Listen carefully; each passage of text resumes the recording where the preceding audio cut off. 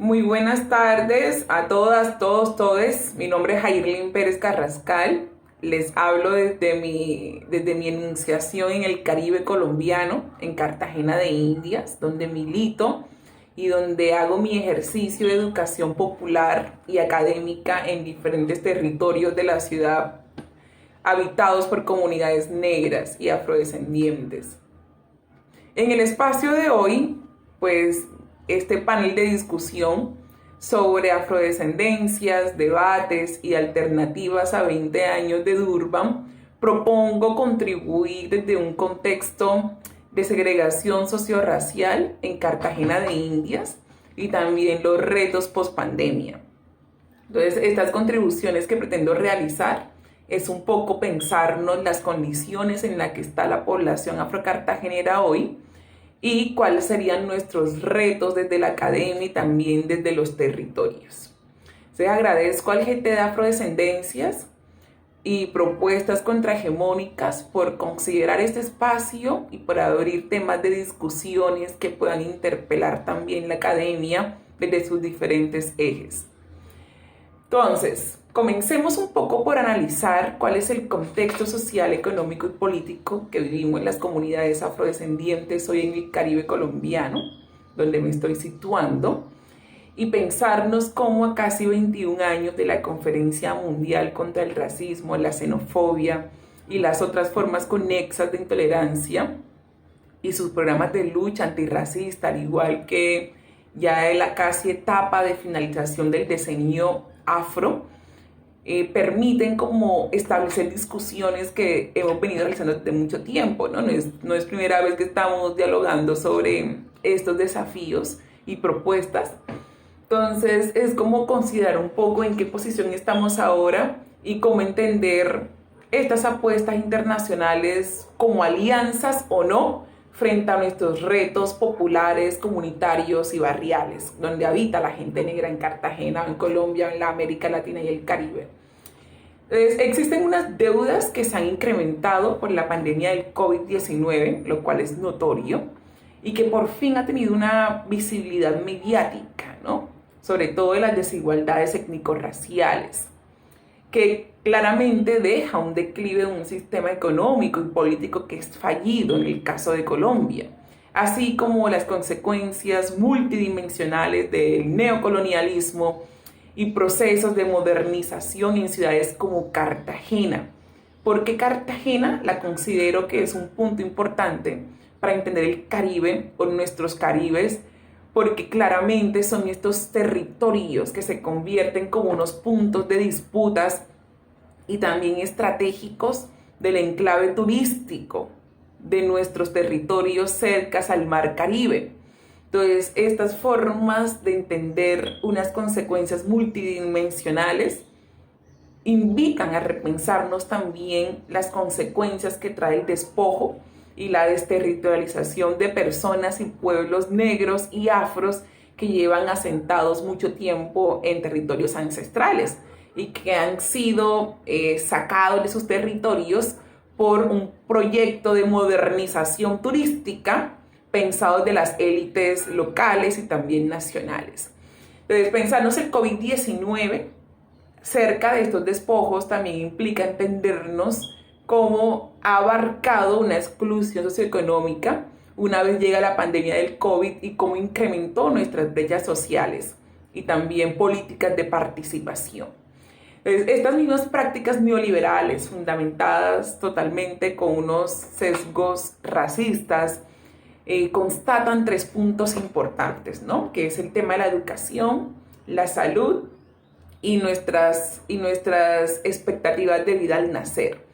Es como punto número 1, la brecha del acceso a la educación de las poblaciones afrodescendientes, especialmente niñez y juventudes, se encuentra sobre un porcentaje bastante bajo en comparación a quienes en Cartagena, en el caso específico, no se autorreconocen como tal. ¿Qué quiere decir? Que hay un mayor número de poblaciones negras, de niñas, niños, niñas, negras, negros y negres, al igual que jóvenes afros que no acceden a la educación superior y tampoco a la educación básica y secundaria. Esto se constató mucho más fuerte en el COVID-19, cuando prácticamente hubo mucha gente negra y afrodescendiente en Cartagena que prefirió dejar la escuela por no tener acceso al Internet, entendiendo el Internet ahora como un bien público porque la pandemia lo mostró, ¿no? El COVID-19 arrojó esa necesidad y que claramente nuestros territorios y comunidades no tenían acceso a él. El segundo punto es también entender cómo se constata esta exclusión socioeconómica y multidimensional en el inacceso al empleo formal con garantías de pensión y salud de las poblaciones afrodescendientes con edad de trabajar.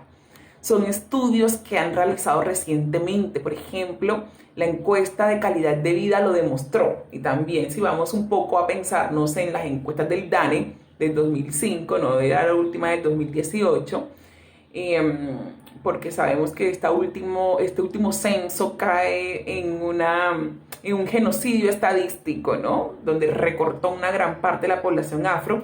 Vemos que existe un tema arraigado a la salud y al empleo, ¿no? Es claramente, por ejemplo, en el COVID-19 nos decían que la forma de no contagiarnos era mantenernos en nuestras casas.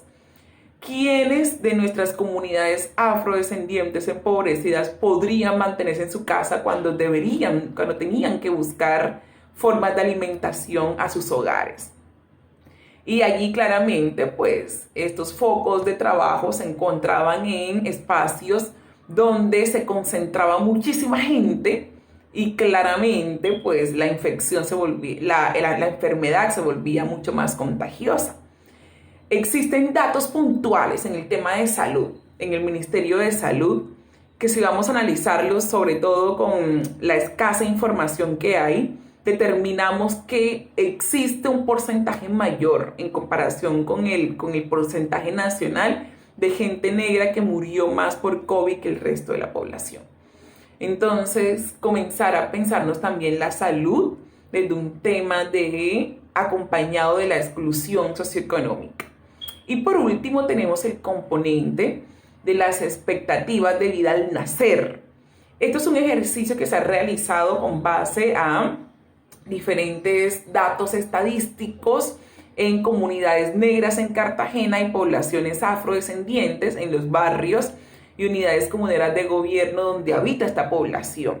Y claramente existe un tema sobre quién vive más y quién vive menos o cómo se vive en estas comunidades, ¿no? Todo parece indicar, y está claramente constatado, que la gente negra y la gente afrodescendiente, sobre todo la niñez y la juventud con enfoque de género, mujeres trans, tienen menos expectativas de vida al nacer que el resto de la población. Esto enfocado en diferentes puntos. Uno, las muertes prematuras en la etapa de la niñez y adolescencias negras por enfermedades inmunoprevenibles o tratables. 2, muertes prematuras de mujeres negras y adolescentes en embarazo temprana edad. Y 3, muertes de adolescentes y jóvenes afros y negros debido a la violencia barrial o estatal. Entonces, este panorama de contexto social y económico que les brindo, es para permitirnos un poco pensar en el debate, ¿no? En el punto de discusión, y es cuál es el rol tanto de la academia como de las personas activistas, militantes y personas negras, líderes de los territorios y lideresas, para leer el contexto de Durban o el contexto del decenio afro como una apuesta real a mejorar la calidad de vida de la gente negra y sobre todo como una apuesta de libertades colectivas, antirracistas. Y claramente, pues desde un punto personal y también desde mis propias lecturas, he podido pensar que estos esfuerzos son muy válidos, quizás marcan un camino histórico, pero entendemos que muchas veces se queda en un tema institucional, en un tema que queda en un formato donde prácticamente al momento de colocar en concreto esa cantidad de objetivos, quedamos bastante cortos en el territorio.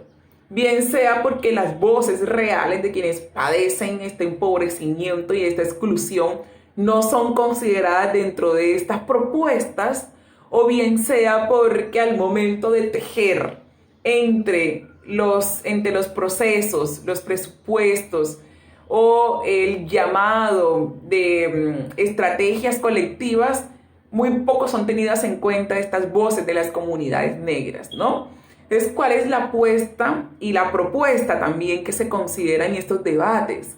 No olvidarnos que la resistencia popular y colectiva desde los territorios, desde la base, es un fundamento importante para la lucha por nuestras libertades sociales, económicas y culturales.